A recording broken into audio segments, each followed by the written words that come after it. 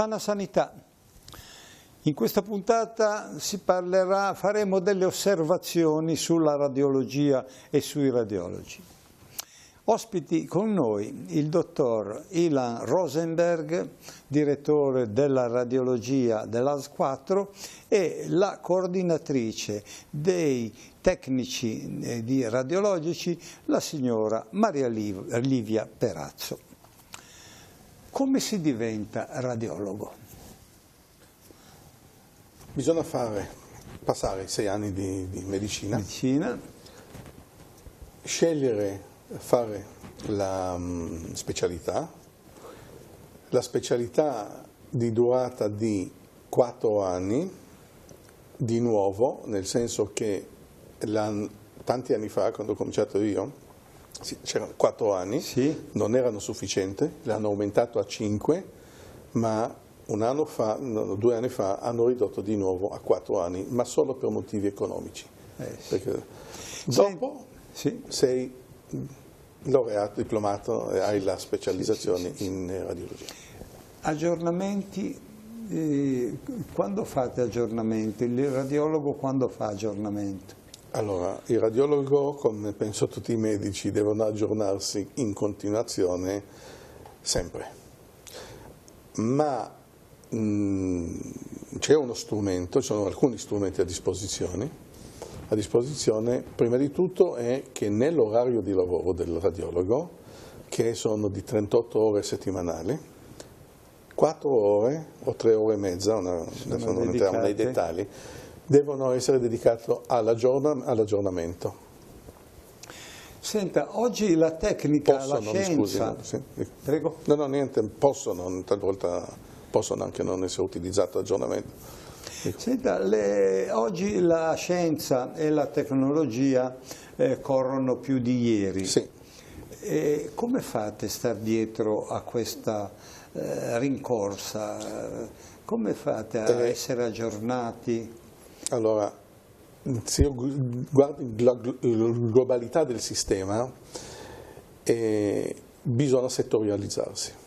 Cioè, purtroppo, per il sistema la cosa viene vissuta come un handicap, perché alla fine trovi quel radiologo che non fa questo ma fa questo, ma questo non può essere diversamente, perché è talmente, diciamo, ricca di informazione e di impegno formativo che bisogna settorializzare. È un po' riduttiva, da una parte è riduttiva e dall'altra, dalla parte della resa, in un grosso complesso è riduttivo, in un piccolo complesso quello che non sa un po' mettere le mani da tutte le parti rimane... Devo correggere una cosa, ci sono elementi di base che devono caratterizzare tutti i radiologi, non possono senza questo, devono saperlo tutto fare.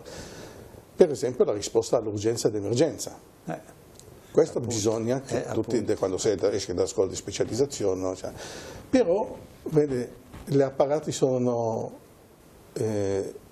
complessi e diversi e si creano il medico radiologo che se ne occupa di aspetti gastroenterologici, c'è quello lì che se ne occupa del cuore, anche perché è molto importante che ci sia un linguaggio comune tra il clinico e il radiologo. È vero. E allora io non ho capito esattamente l'affermazione di riduttivo, io lo vedo come un arricchimento sia professionale sia come servizio. È vero, è vero, è vero. Lei è il direttore, il nuovo direttore della ASL, della radiologia dell'AS4. Come si diventa direttori dell'AS4? Dell'AS4 non lo so. Come si è diventati direttori di radiologia? Direttori di radiologia? Di radiologia dell'AS4. Bisogna che tra i radiologi, cioè dai radiologi, si selezionano persone che hanno anche capacità di guardare, oltre ad elementi professionali proprio sul campo, di poter vedere un sistema. Perché la radiologia è dentro un sistema, che può essere un sistema aziendale nostro, e l'azienda è dentro un altro sistema più grande che il regionale, che è dentro una matrice, chiamiamolo statale, cioè del servizio pubblico, è piena diciamo così, di elementi che devono essere presi in considerazione, perché bisogna mettere il bilancio sulla giusta, diciamo così, distribuzione di risorse, cioè quello che possiamo fare e quello che vogliono che noi facciamo, cioè parlo del bisogno. Torniamo all'elemento dell'appropriatezza, della giustificazione, perché le risorse non sono infinite, anzi, ha visto, no? Il PIL per la sanità è diminuito. Un buon lavoro.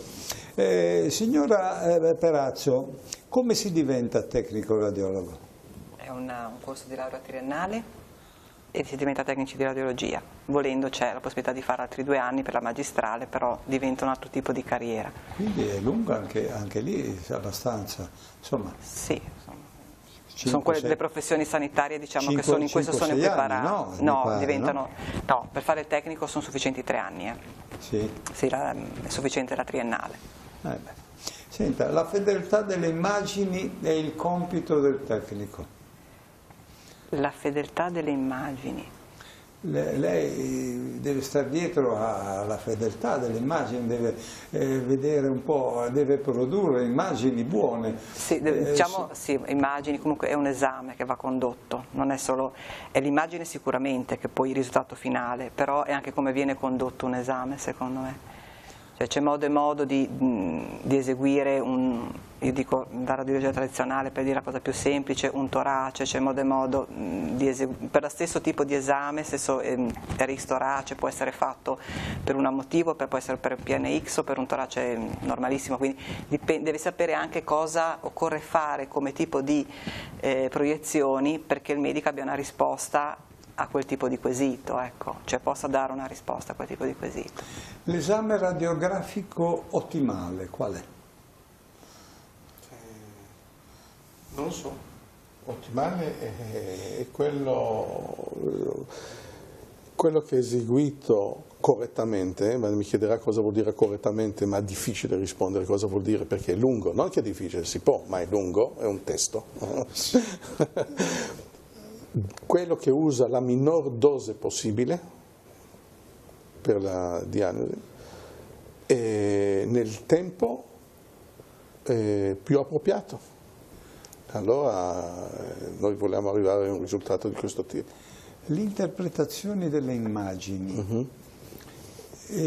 Quanto tempo mediamente, lei in una precedente trasmissione mi aveva accennato che questi tempi vengono sempre ridotti, il tempo a disposizione del radiologo e del medico in genere viene sempre ridotto, però quando lei deve fare un attacco, per esempio, non so, quanto tempo occorre per interpretare questa, la mette sotto il cuscino, poi l'indomani la riguarda, oppure lei è subito deciso, come fa a... Allora, il suo metodo di lavoro? Allora, cominciamo dalla fine, no? Quando uno fa un esame TAC, sì, per esempio parlavo del TAC, non è che lo mette sotto il cuscino, ma lo porta in testa, naturalmente non alcuni di questi esami, e i dubbi per i giorni successivi e tante volte vai a rivedere se tutto quello che ho fatto era giusto o no, perché è un carico di responsabilità dal punto di vista professionale su questo. La maggior parte dei radiologi sono così.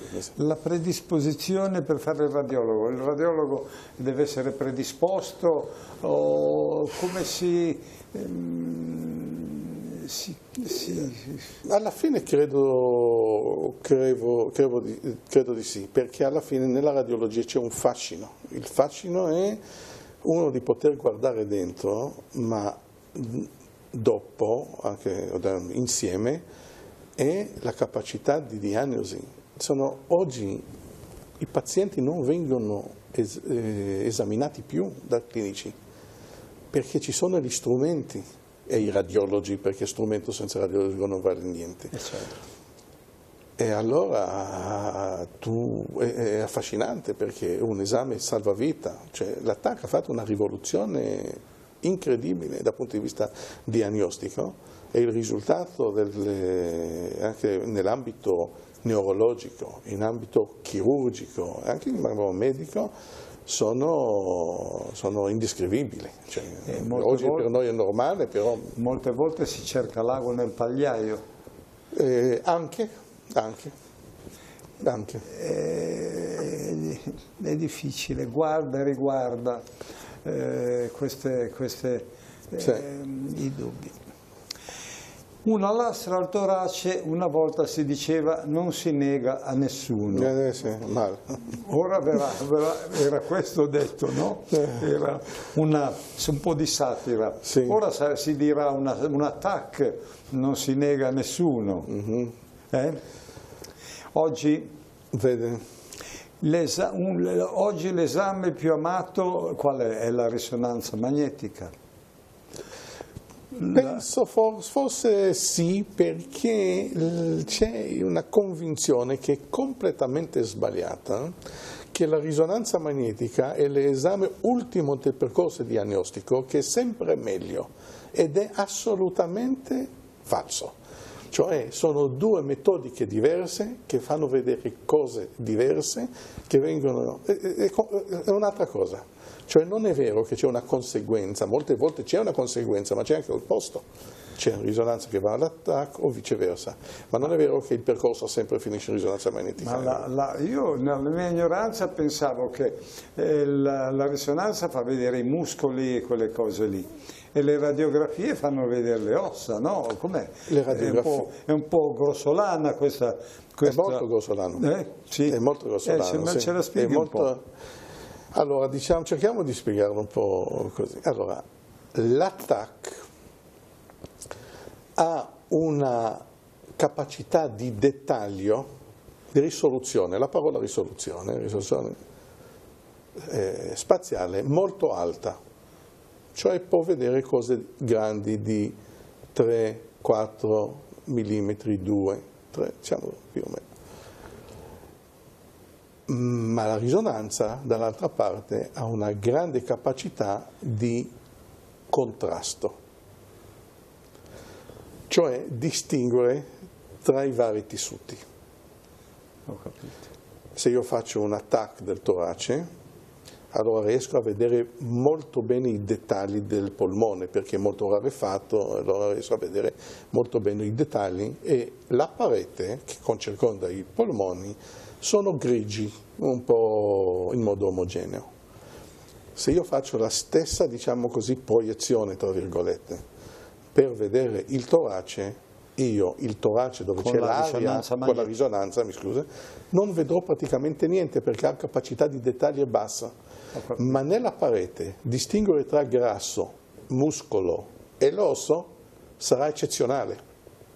Ho capito. Okay? Quindi delle volte si compensano e si... Possono essere integrati. integrati. Sì. È un po'...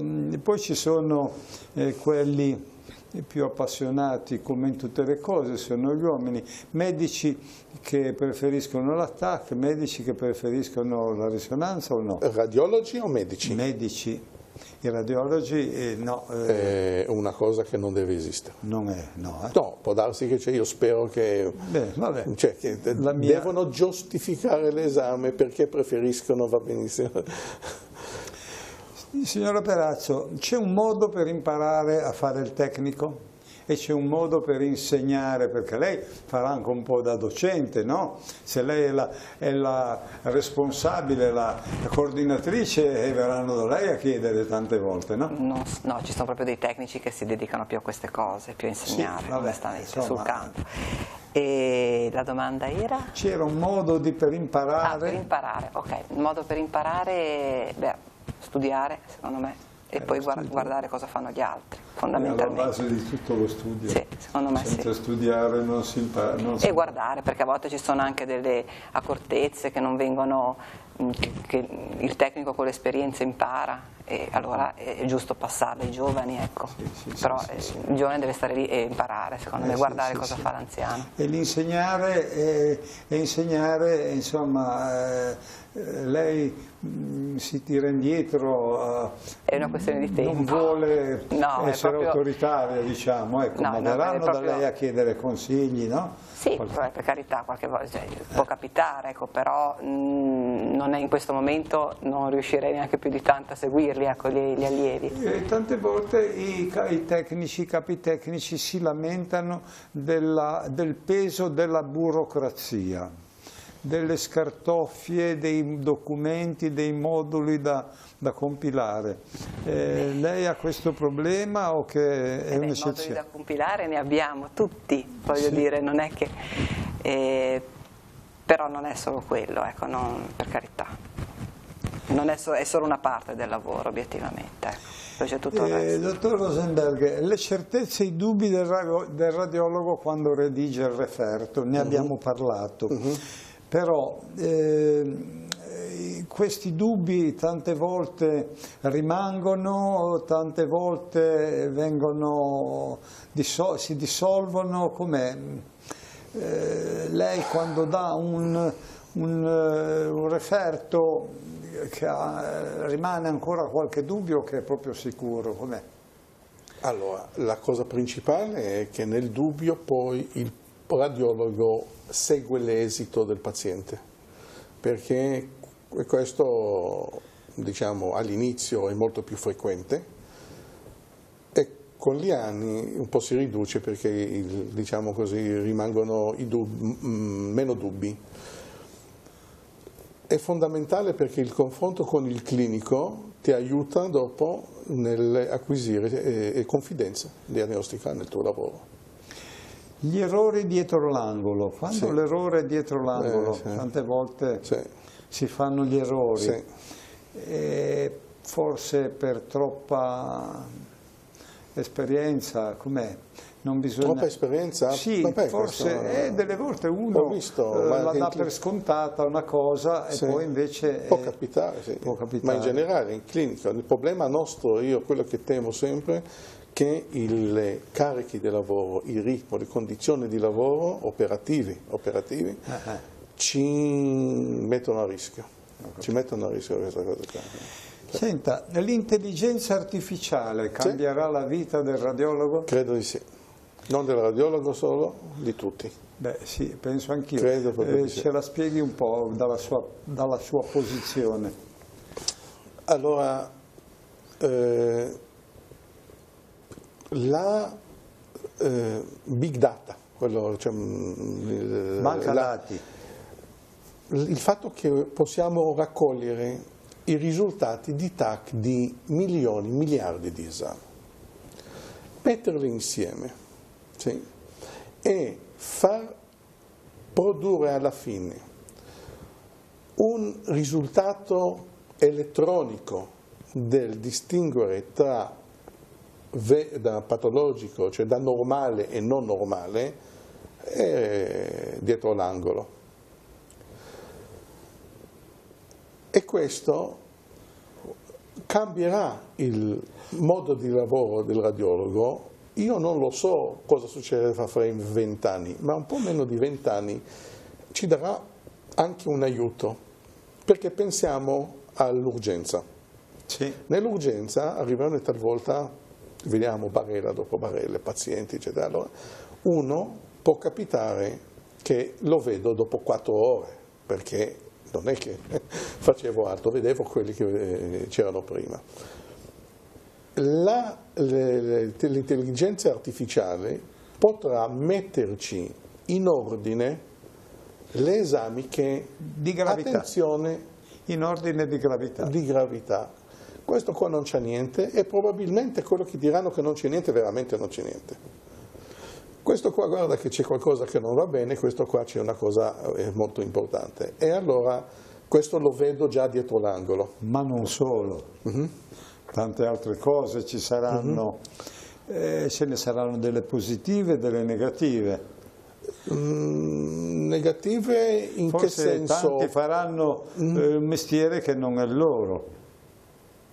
Allora non devono fare un mestiere con il loro, cioè, lo so, ma però quando si va nel privato, allora ne cambia tutto. Ma qui stiamo facendo un discorso. Cioè dice che sostituisce la macchina all'uomo? Sì. E prende un rischio, perché per adesso non è così. Questo che volevo, il rischio per adesso anche gli scienziati che lavorano sull'intelligenza artificiale non lavorano ancora senza radiologo, ma per il radiologo. Ancora, poi chissà che domani ci sarà uno scanner che li fa in 3 secondi una scansione e riuscirà anche a caratterizzare perché il lavoro nostro ha 2 aspetti molto importanti negli esami che noi somministriamo. Uno è identificare la eventuale anomalia lesione e la seconda è per caratterizzarla, cioè cosa è normale, infezione, tumore, sono 2 aspetti diversi. Questo comincia a essere un po' più difficile. È molto più difficile, sì. E lì si vede la classe. Ma speriamo, questo è un complimento. La fatica più grande del radiologo qual è? Io credo sono 2 fatiche. Uno è lo studio. Lo sviluppo è tumultuoso, è quasi disumano. Allora è una fatica notevole.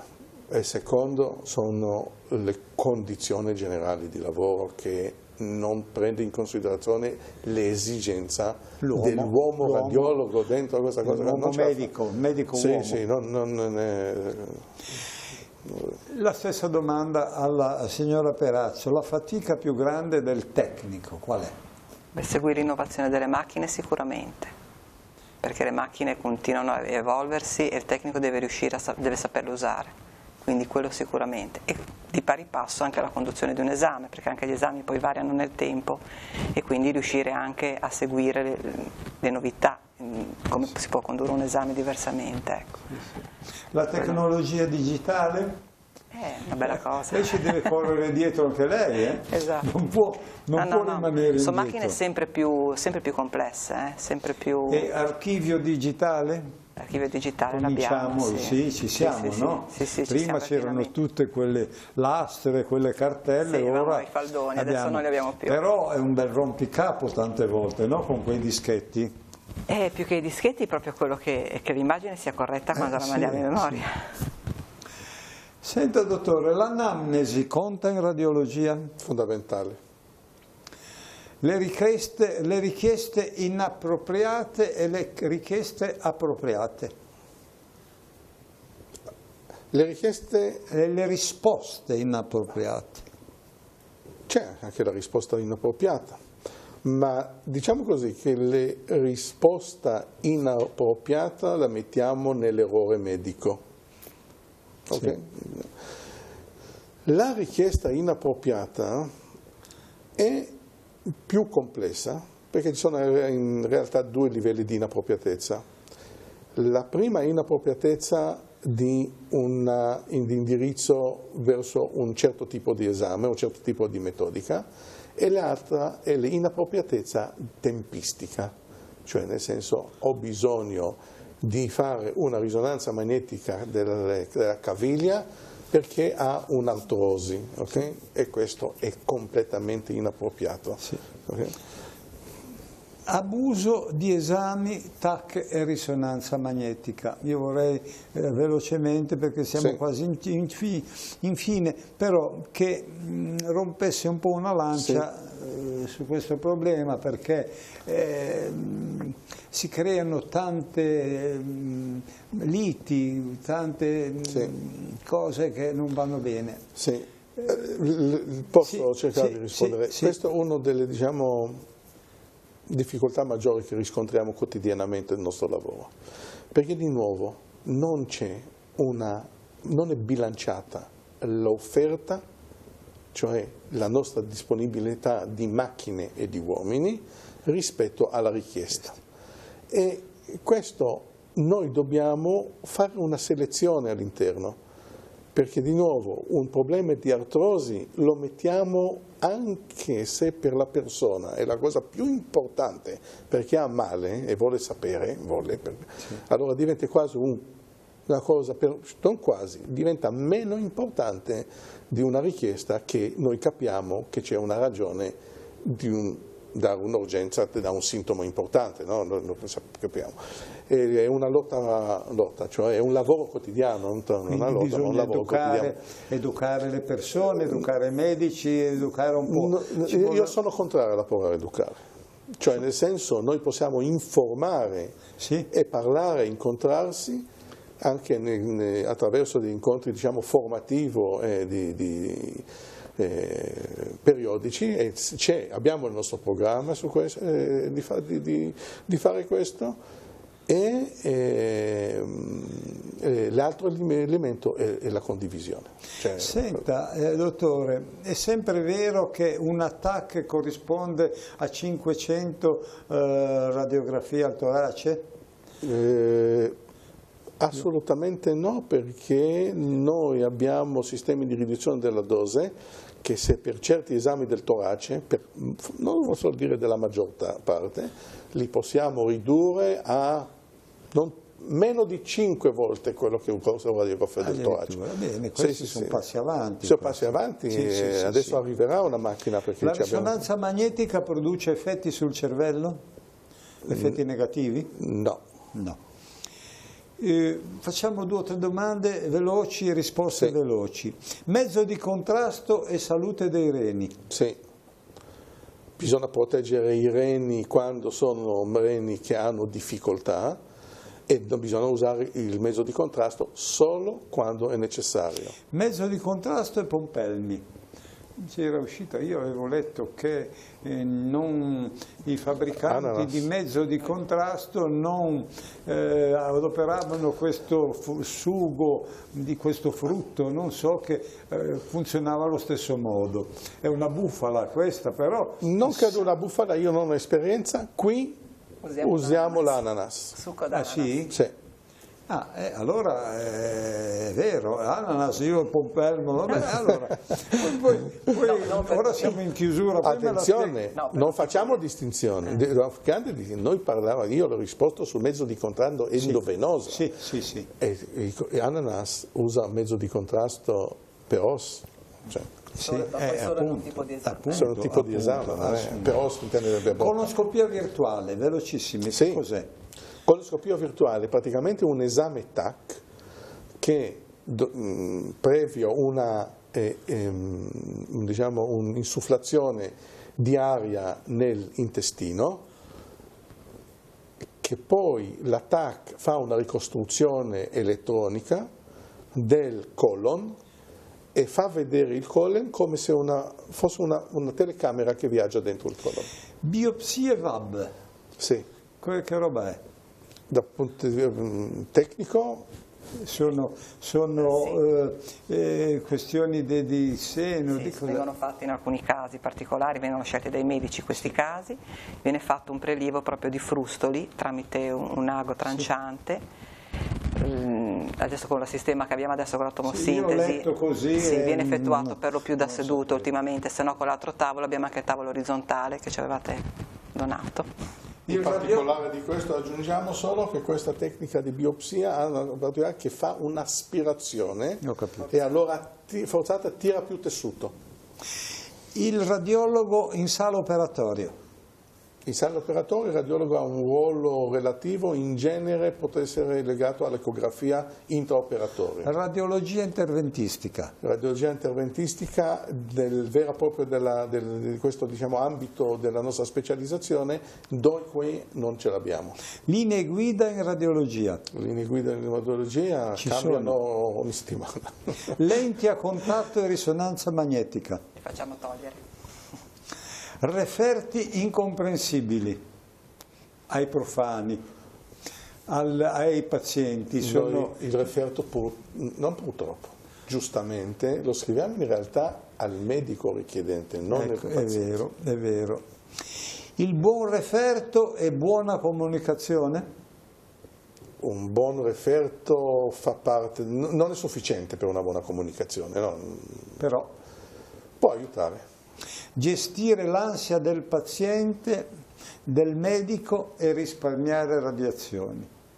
Siamo al discorso di prima, bisogna insistere un po' su educare le persone, dei pazienti? I pazienti a non richiedere per qualsiasi cosa un attacco. Magari. Ora vado dal sono medico. contento che l'ha detto lei, non io. Perché... No, lo diciamo insieme, lo diciamo, perché si sente dire vado dal medico e mi faccio segnare un attacco. Esatto. E questo bisogna sconsigliare. Lo trasforma in consumismo. E questo è perché sbagliato. Fa male, lo ripeto un po', perché non bisogna farlo? Inutilmente, perché altrimenti facciamo due cose. Uno, cominciamo a fare un percorso che alla fine può darsi che non porta a niente, ma porta ansia indescrivibile al paziente, per identificare una cosa che magari una persona è nata con questo. Sì? E l'altra, occupiamo spazi per le cose molto importanti che noi non riusciamo a soddisfare. E prendiamo radiazione gratuite proprio per nulla. Per nulla, sì, per nulla. Bene, noi con questa raccomandazione, con questo consiglio dei nostri ospiti abbiamo chiuso. Ringrazio la signora Maria Livia Perazzo, coordinatrice della radiologia, dei tecnici radiologici, e il dottor Ilan Rosenberg, direttore della radiologia dell'AS 4. Ringrazio il nostro cameraman regista Alex Apollaro e ringrazio voi telespettatori e vi do appuntamento alla prossima settimana. Arrivederci.